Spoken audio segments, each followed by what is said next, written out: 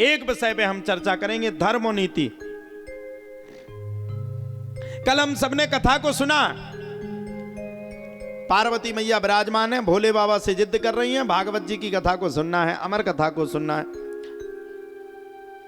अमर कथा नहीं सुनाओगे तो हम किसी की बात नहीं सुनेंगे, हम एक मिनट भी नहीं ठहरेंगे, हमें तो अमर कथा सुननी है। और देखो भैया, दुनिया में दो हट बड़ी खराब है, एक स्त्री हट और एक बाल हट। स्त्री अगर जिद पकड़ गई कि नहीं करवा चौथ पे 11,000 की धुतिया चाहे तो चाहे मटर बेचो चाहे पनीर बेच दो, लेकिन चाहिए तो चाहिए। अभी आप चले जाओ, हम कल भी बता रहे थे टीवी के माध्यम से, करवा चौथ पे चले जाओ, छत छत पे छन्नी मिलेगी तुम्हें, हर जगह पति की लंबी उम्र हो रही होगी, और दूसरे दिन कब लठ बच जाए कोई ठिकाना नहीं। तो दो हट दुनिया में बड़ी खराब होती है, एक मातृ हट और एक बालक हट। माता पार्वती जिद पकड़ गई, माता पार्वती जिद पकड़ गई, पहले तो गुस्सा हो गई, नारद मुनि ने कान भर दिए। माता से नारद मुनि ने कह दिया कि मैया ये जो भोले बाबा हैं ये आपके साथ सही नहीं कर रहे, ये गलत कर रहे हैं। अच्छा, माताओं से ये कह दे कि आपका पति आपके साथ सही नहीं कर रहा, गलत कर रहा, तो फिर वहीं ठुकी पंचायत। अच्छा, 24 घंटे दिमाग पे शक तो रहता ही है, सद धज के कहां जा रहे हैं। आदमी को तो जब से ब्याह होता है तब से ही समझ लो कि बिल्कुल निगरानी में रह जाता है। अच्छा, आप लोगों ने देखा जब किसी की बारात जाती है तो दूल्हा कितना सत्ताट दे तेरे का फेसियल मेसियल लिपस्टिक विपस्टिक सब लगा करके जाएगा, आज मेरे यार की शादी है। और आप सबको ये पता, जो उस कार्यक्रम में नचता है, जो लड़के नचते हैं वो गाना बजता है, ऐसा लगता है जैसे सारे संसार की शादी है, आज मेरे यार की शादी है। पता है वो नच के काकत, बेटा हम तो बधाई गए और तुम्हें वो गड़पड़ हो जा, रुक जाओ महीना। अच्छा, जो दूल्हा बनता वो बड़ा खुश, उसके जान तो आज ही दुनिया है। और जब ब्याह हो करके फ्री होते एक दो दिन तो बड़ा अच्छा लगता, हाथे माथे लगते। और जब श्रीमती जी जाने लगती अपने घर को, अच्छा सब बगदार रिश्तेदार आते सो चले गए, तो क्या करें, ब्याह हो तो सो हो गो, मजा लूट वे दुनिया है, जब मजा ही नहीं बचे को लूटे। जब श्रीमती जी कहती है सुनो तो जी, पति कहता बताओ थोड़ा, पति कहे क्या थोड़ा, पति कहेगा बताओ तो सही क्या, थोड़ा पैसा चाहिए था। अच्छा, पति ने पहले ही इतनी बातें फेंक दी फोन पे कि 2-4-10,000 वो मंगाएगी नहीं, वो तो कह देता ये यहाँ ये यहाँ ये यहाँ ये यहाँ ये, बहुत पैसा है अपने पास, कितना चाहिए, बोले 50,000। जो हाथ में सोने की अंगूठी थी वो निकाली और भाड़ में जाए बेच के आए, लो ले जाओ देवी। अच्छा, एक लड़के की शादी नहीं होती थी तो बड़ा परेशान रहता था। उसके चाचा ने एक दिन समझाया, बोले भैया तुम एक काम करना, हर चीज को बड़ा चढ़ा करके बोलना, ध्यान से सुनना सब लोग, और समझ में आए तो हंसना भी और ताली भी बजा लेना।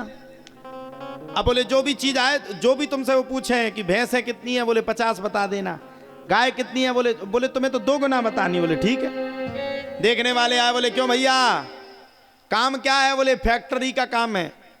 बोले कहां कहां खुली फैक्ट्री, बोले एक दिल्ली में खुली, एक मुंबई में, एक अहमदाबाद में, एक इंदौर में, एक भोपाल में। अच्छा, बोले गाय भैंस कितनी है, बोले 100। बोले जमीन कितनी है, बोले 150। बोले कितने कितने, बोले एक पीपत्तराए हैं। बोले एक आम को खेत है होते हैं 4-5, उसने खेत बता दिए। बोले ठीक है भैया। अब बोले एक बात और बताओ, मकान कितने, बोले 5। बोले कहां कहां है, बोले भोपाल में। अब ब्याह तो करवाने, तो ब्याह की लत हो बहुत खराब। अच्छा जी को ब्याह ना बहु विकट रोत। अच्छा, ब्याह करवे से पहले भी रोत लड़का और ब्याह के बाद भी रोत, विडंबना 2 ही जगह है। बोले भैया और मकान कितने, बोले एक भोपाल में, एक इंदौर में, एक अफ्रीका में, यहाँ वहां, उसने 5 मकान गिना। अच्छा, बोले एक बात बताओ भैया, ये तो सब ठीक है, बाप कितने हैं, बोले एक बाप इंदौर में है, एक बाप भोपाल में है, एक बाप दिल्ली में है, एक बाप अहमदाबाद में, 5 बाप है। अच्छा, जब सब कुछ हो गया, सब बैठे थे, पूछा कि भैया रिश्ता मंजूर है, बोले बिल्कुल नहीं। पूछा क्यों, बोले सब तो अच्छा है, फैक्ट्री है, 5-5 देशों में मकान है, सब कुछ है, लेकिन जिसके 5-5 बाप है वहां शादी नहीं करेंगे हम। अब बोले क्या पता इसका बाप कौन है। तो शादी के लिए कई बार झूठ भी बोलना पड़ता है। शादी से पहले इतनी फेंक देते हैं जिसकी कोई सीमा नहीं। सत्य बात है। पार्वती मैया भी जिद पकड़ गई, भोलेनाथ तुम तो अमर हो गए और हमें बार बार जीवन मरण के चक्कर में पड़ना है, हम बार बार जीवन मरण के चक्कर में पड़ते रहेंगे। भोलेनाथ ये नहीं चलेगा। बोले क्यों? बोले भोलेनाथ ये बात तो असंसनीय है, हमें तो भागवत की कथा सुननी। अच्छा, ये बात नहीं चलेगी। पूछा क्यों?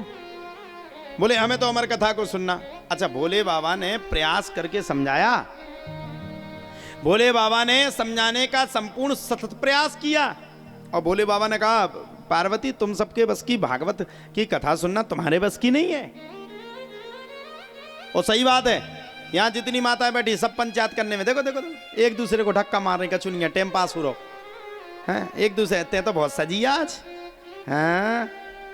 और कछु ना मिले तो जिससे जलन है, देख जा कितनी ज्यादा सच के बैठी, कैसी लग रही कंडाक नहीं गाई, इसी में टाइम पास चलता है। माताओं को कथा सुनने में कम आनंद आता है और व्यथा सुनने में बड़ा आनंद आता है। भोले बाबा ने भी कहा देवी तुम्हारे बस की भागवत की कथा सुनना तो है नहीं और तुम्हें मन लगा करके सुन नहीं पाना, चक्कर यहां है। अरे बोले स्वामी क्या बात करते हो, हम तो सुनेंगे, आप सुनाओ तो सही।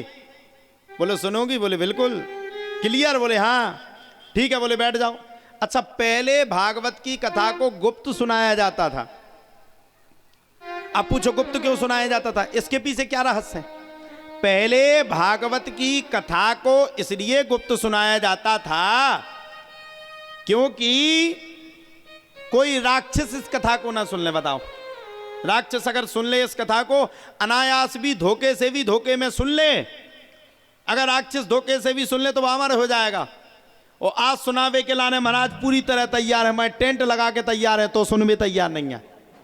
पहले के जमाने में सुनने के लिए सब तैयार थे, सो सुनाते नहीं थे, और आज के जमाने में सुनाने के लिए तैयार है, सो सुनते नहीं हैं। काल स्यावनी में वो बनना हो तो वो काबुलर अंकित राजावत जी के यहाँ क्या बनना था, वो टपारों में पारो का होता है। अच्छा, हमें पता पड़ो बाद में कि टपारो बनना, हमने भैया रात के बन जा तू हमें बनवाया होते। अच्छा, आज पतो चलोगी कि तुम दार धोब रही थी तो शर्मा जी हते हमने चाचा एक काम करो तुम। बोले का? हमने एक माइक लाए जाओ सबसे जाके तो दार मई धोबवा दो, एक आध क्विंटल हम दाएं दे। मतलब कथा के लिए कितना महाना है। और कोई फिल्म चल रही होती, नई फिल्म रिलीज होके आई होती मुंबई से और ऐलान हो जाता पूरे क्षेत्र में कि नई फिल्म आई है सन्नी देओल की, और महाराज जी सबसे पहले उसको पर्दे पे मेंदवारा में दिखा रहे हैं, तो दार तो इतनी से धुबती चाहे ना धुबती, लेकिन फिल्म पूरी दिखती चाहे कछु हो जाती। सही बात है कि नहीं है?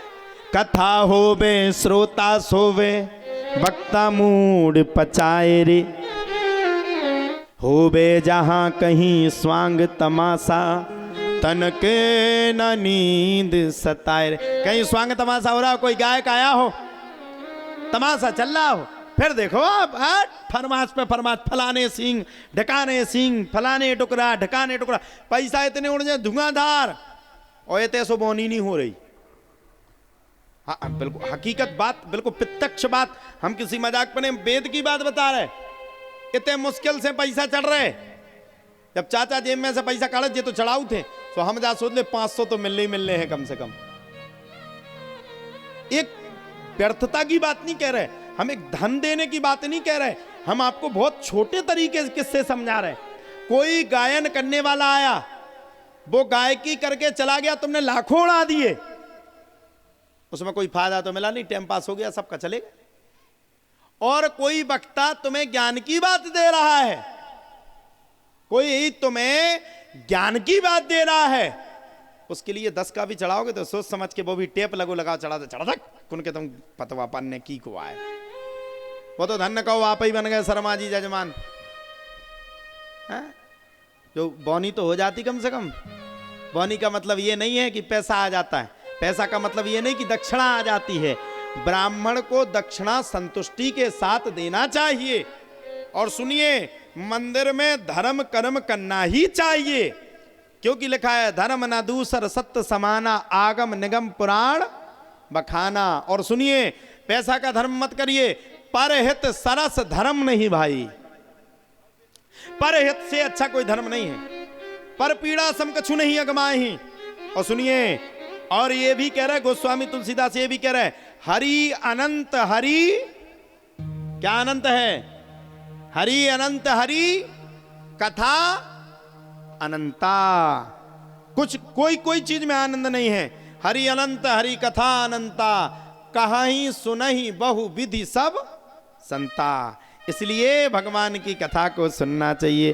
पार्वती मैया भी जिद करके बैठ गईं और भगवान श्री कृष्ण सारे जग के करतार हैं, सारे जग को चलाने वाले हैं। एक भक्त ने बड़ा सुंदर भाव गाया है।